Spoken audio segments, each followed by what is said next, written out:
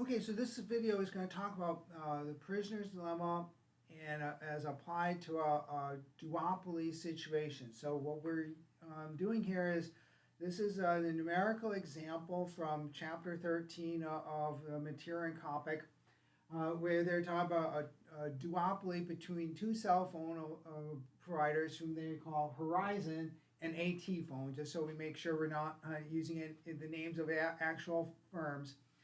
And what we're going to do in this case, because we want to keep the game relatively simple, with a prisoner's dilemma, we are going to allow each firm to produce one of two different levels.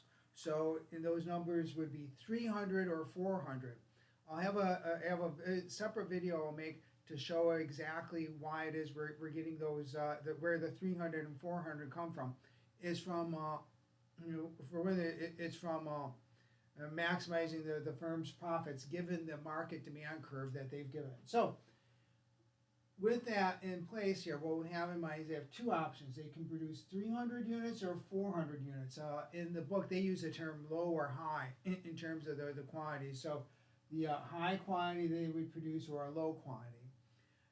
And then we have here is our profits. Remember, in this case, we're assuming, as we often do in a Corno duopoly model to keep it simple, that the marginal cost is zero, but that's not necessary for any of the results to hold. So what we've done is gone through and calculated the profits that we would have had in these different situations, and I've put them here in a game matrix because we're going to, instead of all of the different quantities that each of these firms could produce, we're going to let them have this choice to either produce a low amount or a high amount. And they each have the same thing. They're going to have a 300 or 400. And then we've got the profits worked out that they would make given the price from the market demand curve that's up there separately. What we can do then is very briefly go through how you would see, how it is you'd see that the firms would choose us. I'll post a separate video that I've done what's known as the underlining method. That's usually what it's called. The authors of our textbook here are circling the numbers as opposed to underlining them. So in that video, if you look at it, it will talk about underlining the payoff. So what they've done here is simply circle them. But what we can do is to approach the prisoner's dilemma as a game, and we want to think about what's rational choice or what's rational action in a game situation where you have to consider what the other player is doing. And the way we build off of this, the fundamental way we approach this is to say that rationality involves choosing the best action for you given what you think the other player is going to do. This is called best responding.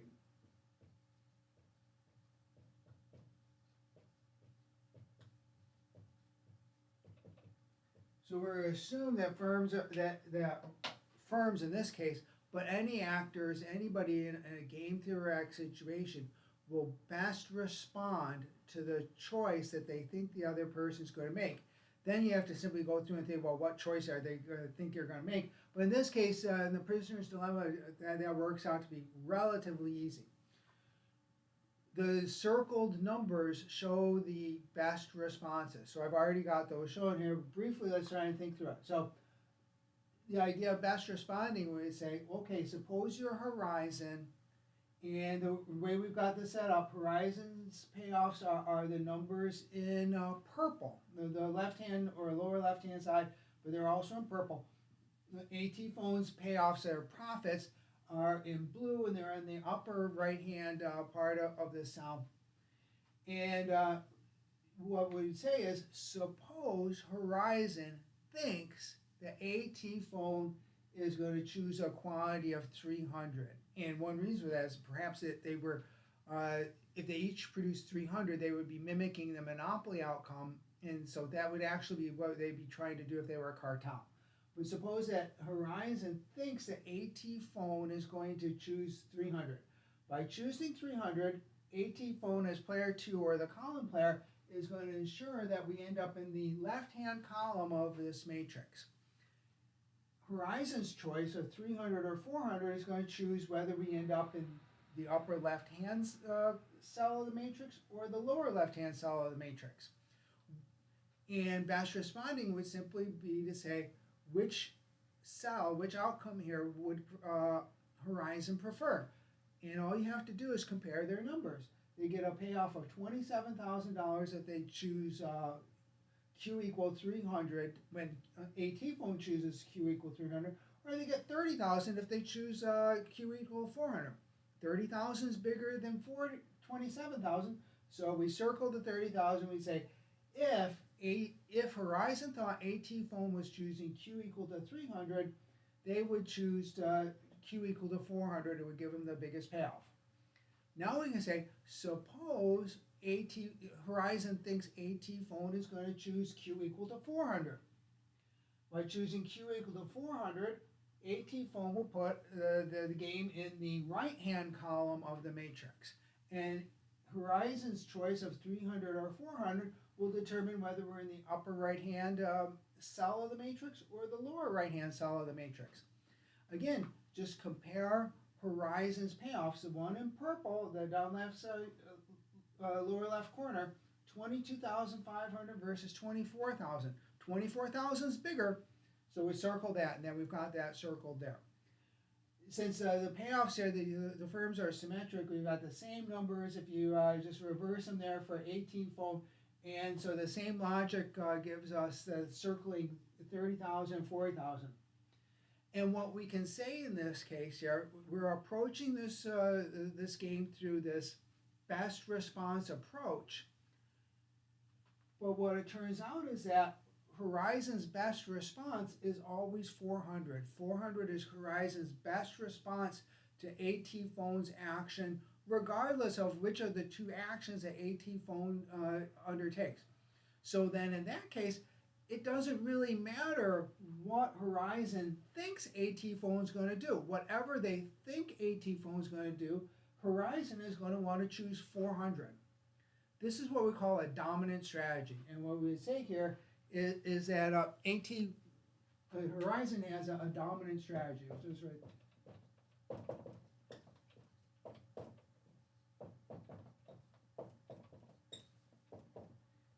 And we would say in game theory, a game theorist would say, if a player has a dominant strategy and they're rational, they should play it. What we assume is that the players know the structure of the game, they can look at the payoffs, and they can figure out what's best for them. And in this case, we would make a very, very strong and compelling case that what's best for Horizon is to choose Q equal to 400 if we're playing this game one time. Well, as we can see, because we've got both of the payoffs for AT phone circled in the right-hand column as well, AT phone's best response to Horizon is always Q equal 400. So again, it doesn't matter what AT phone thinks Horizon's going to want to do, they'll want to choose Q equal to 400. So both firms have a dominant strategy, so we would call this a dominant strategy equilibrium. This is a really, really strong outcome of the game. It's very rare. It's not a lot of games have this. But it's also the kind of thing that we say that there's like really no disagreement. You say, if these players are rational, they understand what's going on here, and perhaps most importantly, they're playing this game one time, they need to play their dominant strategy. And that means we're going to end up here in the bottom right-hand cell of the matrix. We call this a prisoner's dilemma because it's a 2x2 game. And we go through, in chapter 13, they show a number of different games that you can end up setting up here as a prisoner's dilemma. It's a prisoner's dilemma because we have this dominant strategy equilibrium, a dominant strategy for each player, and it gives us an outcome here. And the thing about this outcome is that this is bad for these two players. This is bad for these two players because in the upper left-hand cell here, what we call the cooperative outcome, or the best outcome, what we really call it is Pareto optimal. But we're not using that term here, so we haven't introduced that, so we can't say it. But the economics term would be Pareto optimal. This cell dominates this cell. And well, the reason we do that is each player gets a better payoff in this cell of the game than this cell of the game. And so therefore, based on these players' own preferences, as reflected by their payoffs here, we can say that each, just observing them, not trying to put our preferences on them, but just based on their preferences, we can say that each player would judge themselves to be better off in this cell of the matrix than this cell of the matrix. This is a bad outcome for them, and it's just based on their own personal judgments of this. So we have this inefficient outcome, but it's also the dominant strategy outcome of this. So what we do is that when we have this dominant strategy equilibrium of a game, and it turns out that that dominant strategy equilibrium is inefficient, that's what we usually call a prisoner's dilemma. In a lot of games, and this is one of the great advantages of game theory, would say that once you can take a situation in the world and set it up as a game and write it down, write a payoff matrix as we do here, you can start to look for patterns, and we call the prisoner's dilemma this pattern of a dominant strategy equilibrium that's Pareto inferior, that's Pareto dominated, where both players are worse off than they would be in another outcome. So this would be the cooperative outcome of the game.